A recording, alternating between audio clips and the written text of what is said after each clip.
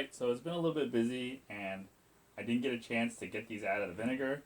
So these pieces have been in here for at least 9 days. The tank for sure 9 days.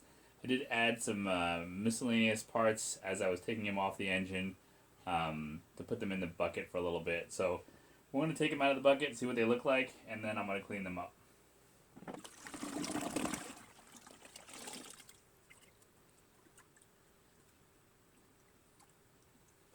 Straight out of the can, it does look like some of the seal here is coming up. I don't know if that's a good thing or probably not a good thing, but we'll see what we can do about that. Looking underneath it, some of the paint's coming up. That's okay, but it does look like the rust here. I don't know if you can see that. The rust here might not be affected. And if I turn the light on and I look inside the can, I don't know if you're gonna be able to see, but when I look at it, it looks like there's still some rust in there, but not too bad, I don't think. I think it might clean up alright. I also put the air filter cover in there. Looks like some of this paint's coming up, which is good. That's kind of, I was hoping that some of that would come up. Oh, the sticker came off. That's too bad. Side cover looks pretty good.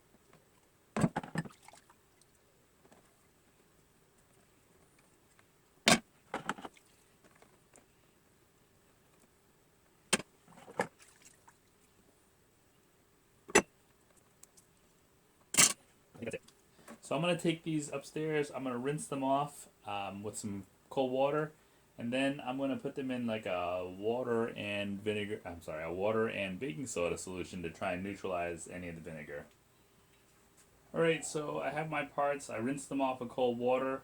Got any like the loose paint off of there. And so what I'm going to do here is I'm going to use 2 gallons of hot tap water. And then I'm going to mix in some baking soda, try and neutralize any acid that's in there. And then I'm going to scrub it a little bit, see what else I can get off of it.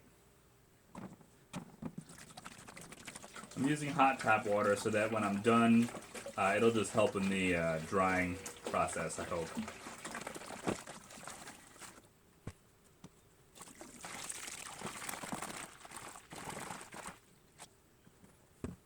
Alright, so for baking soda, I don't have a really set amount that I'm trying to use. I'm going to put about a cup in, and then that'll be it.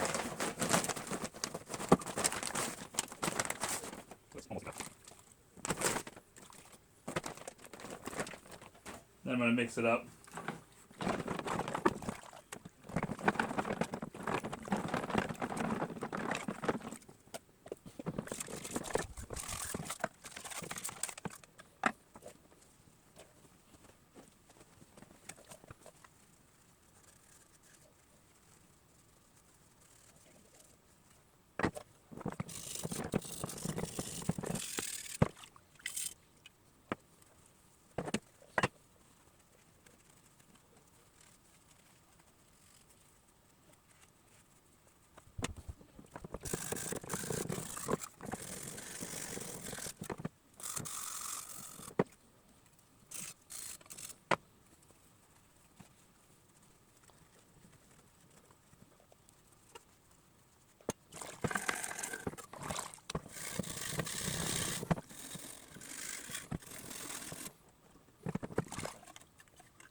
So because this water is so filthy, actually, I'm going to bring this upstairs and rinse it one more time in hot water. I got a good amount of the paint and stuff off of it, so I'm pretty happy with where it's at. I'm going to try and get it rinsed off well and then dried off good, and then I'll work on getting a coat of paint on it before it starts to flash rust.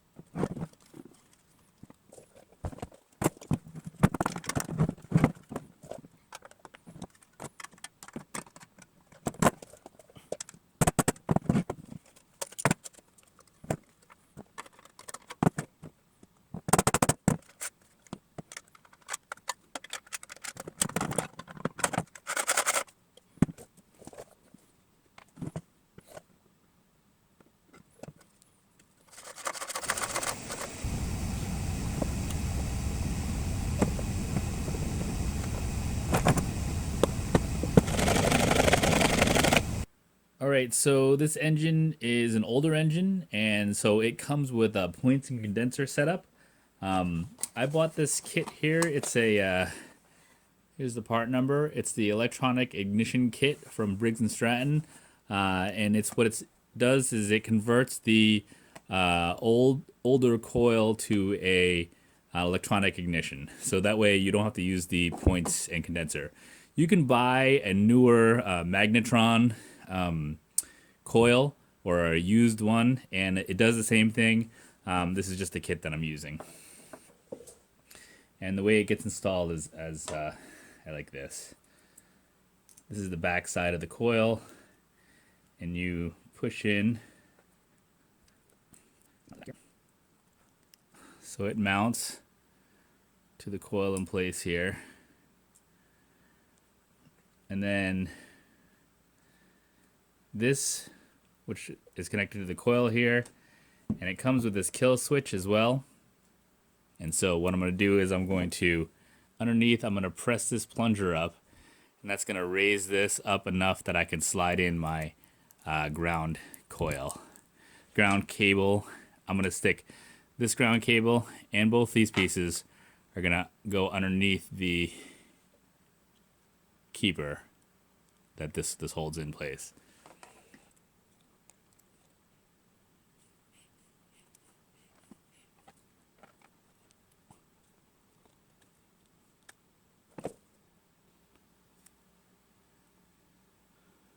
So now all three wires are in there. So then this will be for my kill switch.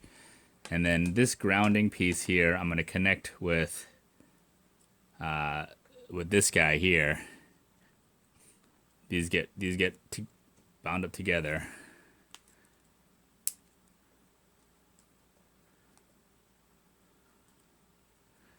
And the instructions say to cut one and then solder them together. So I'm going to cut this short end off, and then I'm going to use the other one as a grounding piece.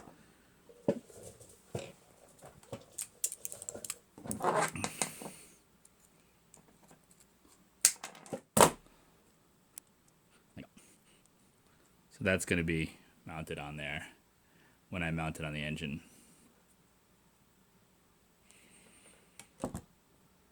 It comes with a new flywheel, and the instructions say to use the new flywheel instead.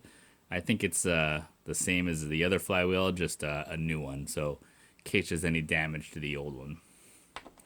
Comes with a cool new sticker, which I'm going to use, and instructions. So now that I've converted the coil to an electronic ignition, I don't need to put any of the coil stuff back into the points and condenser back into this area here. And so what I'm actually going to do is I'm going to leave this piece here. I'm just going to tighten it down so it doesn't go anywhere. But this piece that holds the arm for the coil, I'm actually going to take that out. And then I'm going to install the cover over in its place so that it stays clean.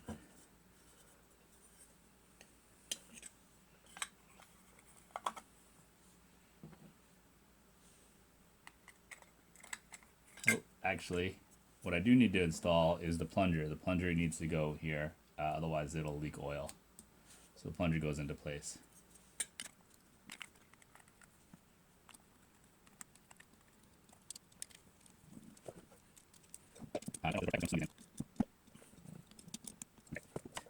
Then the ignition kit comes with a new flywheel key.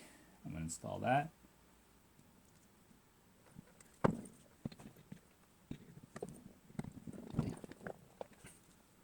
And there's the new washer. Now the washer is beveled, and so you want to make sure that the bevel is pointing outwards.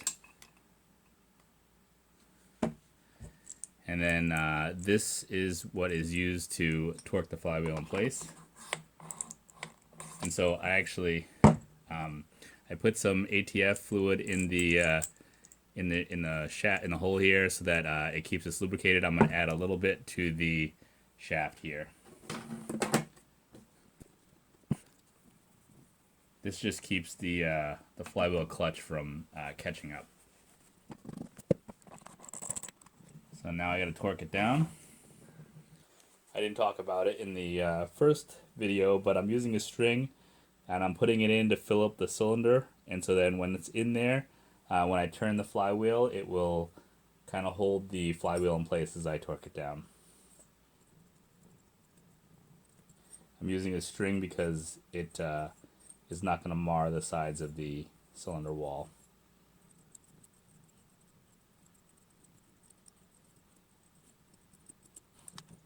So now it's locked.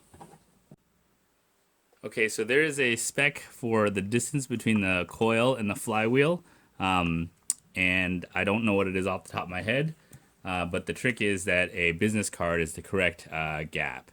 And so what I'm going to do is I'm going to raise the coil up, and I'm going to kind of tighten it in place so that it's loose. And then I'm going to spin the flywheel till the magnet's in place, and I'm going to slide the card underneath. Then I'm going to loosen the coil so that it comes down onto the magnet. So now it's stuck. Now I'm going to tighten the coil down. I'm going to double check what the coil specs are, if there's a torque spec for these, but I'm going to tighten them so that the coil doesn't move. And then if you spin the flywheel, the card comes out, and now it's the correct spec. So I guess I missed a shroud when I was cleaning off the pieces to paint, and so I'll have to paint this at a later date. But these are the shrouds for the engine. I'm going to start putting the recoil cover and the shrouds back on.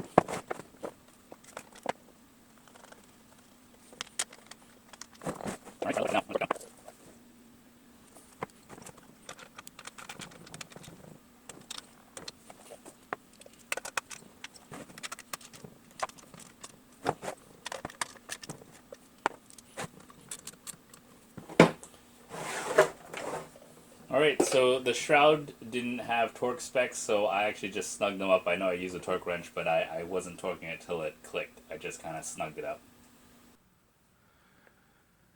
Alright, so I put it all together and I pulled it a couple times and it got no spark. And so then I took it all apart and checked everything, put it back together, no spark. So I took it all apart and I decided, oh, maybe I'll pull the ground wire off, maybe it's connecting somewhere. Pulled that off, and then I had spark. And so then I put it all back together, tried it again, tried several times back and forth, and the spark was very intermittent. And so I'm going to show you what I came across here. Now, the directions clearly state that I'm supposed to solder these wires together. I decided that I wasn't going to. I don't know why this is so jumpy. But, so on the piece here, let's see if I can get in here, right? So this is the module primary wire, and then this is the armature primary wire, and that comes in through here. That's the second wire that's in there. And then the copper wire is my ground wire. And so all of them sit under this, that's hard to tell here, but this piece here is held down by this spring at the bottom, if I can point to it here. And so you press the spring up and it lifts up the arm and you slide the wires underneath it, and then when you let go, it holds them tight. And so I was hoping that they'd make enough connections so that all three would work without having to solder together. But I think no more that I play with this, I think that they definitely need to be soldered together so that they're all touching, because the spark is really being driven by the module wire. And so if I'm not getting good connection here, then it's just not working. So I'm going to work on soldering these 3 wires together, and then we're going to put it back together. I'm going to start by, I'm going to try and clean these 3 wires. I'll give them a little scrub with some sandpaper just to kind of get some nice fresh metal here. And so then I have a little bit of solder here. Oh, I'm sorry, this is flux. Just a tiny bit on there.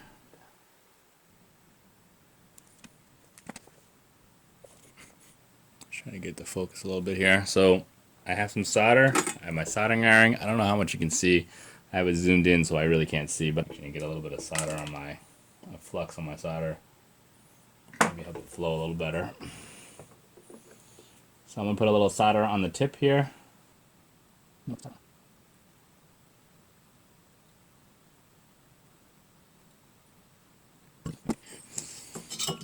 So that wasn't that great. I think I'm going to let it cool off a little bit and add a little bit more flux to it. See if I get it to flow a little better.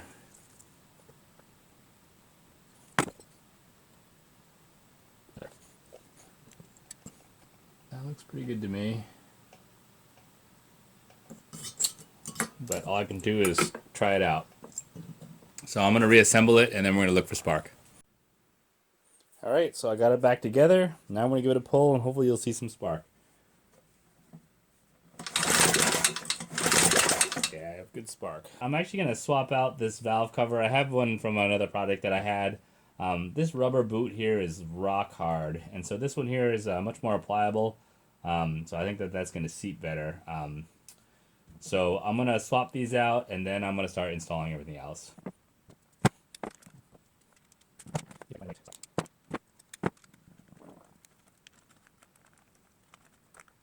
Actually, I need the gasket for this, so I'm glad I took it off.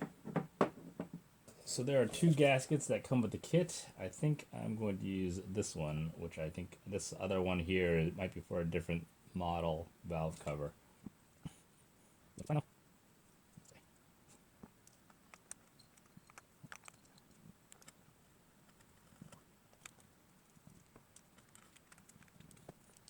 I don't have the torque spec for this, but I'm just going to do, I think it's like 30 inch-pounds is what I have it at. And I think I'm going to leave it at that. Alright, so I'm going to put the muffler and the gas tank back on. I'm going to start with the muffler because because it screws on, if I try to put it on after I get the gas tank on, I won't be able to get it on. So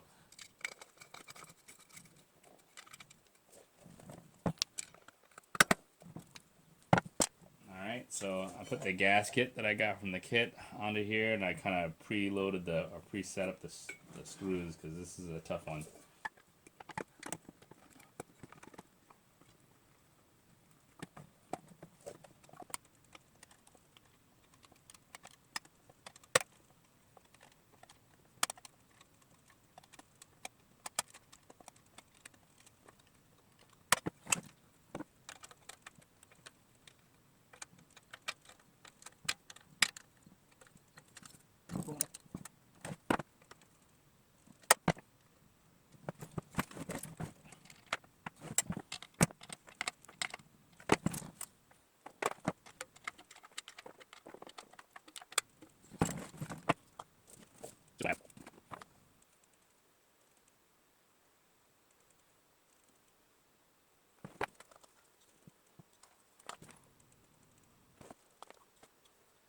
Alright, I'm gonna put a little carb cleaner in here, see if I can get it fire.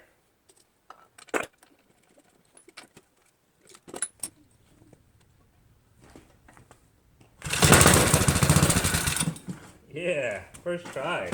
Look at that. This will work. Let's see if this guy will fire in here.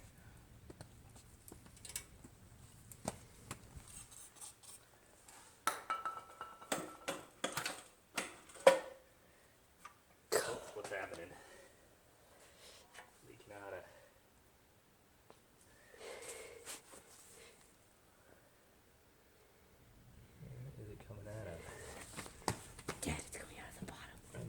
see that. Down here, maybe? Yeah, it's coming from that seam. Ah, I saw Okay. it dripping. that's okay, I think. I don't think it's okay, Dad.